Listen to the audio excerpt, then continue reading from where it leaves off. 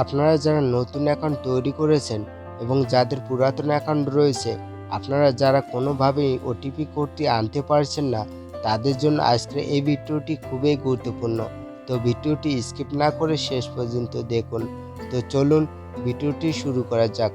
প্রথমত আপনার ফোনে প্লে স্টোরে চলে আসতে হবে। তারপর নগদ অ্যাপসটি ইনস্টল করে নিতে হবে। তারপর নগদ অ্যাপসটি ওপেন করতে হবে। ওপেন করার পর এখানে আপনার মোবাইল নাম্বারটি লিখে দিতে হবে। লিখে দেওয়ার পর লগইনের উপর ক্লিক করতে হবে। তারপর আপনার নগদ অ্যাকাউন্টটির পিন নাম্বারটি লিখে দিতে হবে।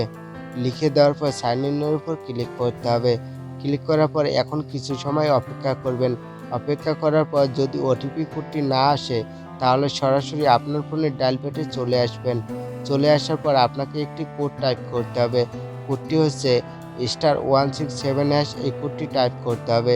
টাইপ করার পর আপনার নগদ সিম থেকে ডায়াল করে দিতে হবে।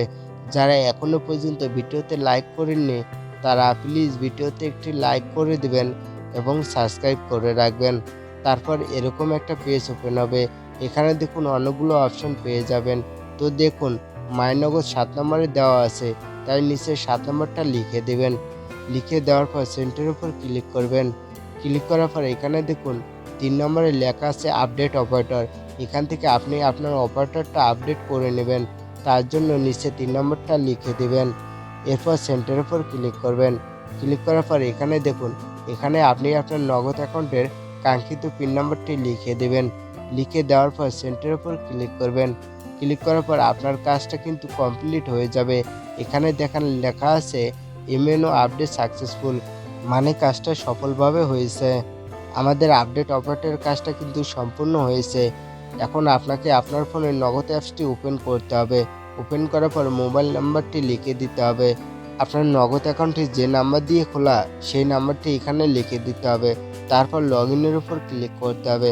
ক্লিক করার পর আপনার নগদ অ্যাকাউন্টের পিন নাম্বারটি লিখে দিতে হবে। লিখে দেওয়ার পর সাইন ইনের উপর ক্লিক করতে হবে। ক্লিক করার পর দেখতে পারবেন ওটিপি কোডটি কিন্তু চলে এসেছে। এখন অ্যালাউর উপর ক্লিক করবেন।